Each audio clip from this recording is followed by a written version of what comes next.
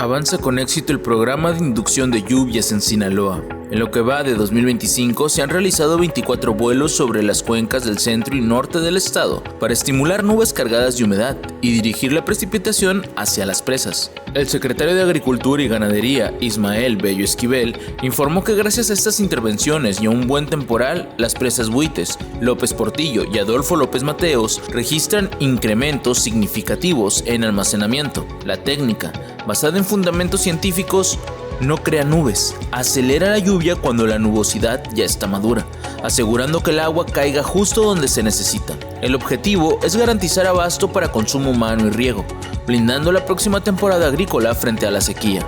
El balance técnico sigue siendo positivo y los vuelos continuarán mientras las condiciones meteorológicas lo permitan, convirtiéndose en un instrumento clave para la seguridad hídrica y alimentaria de Sinaloa.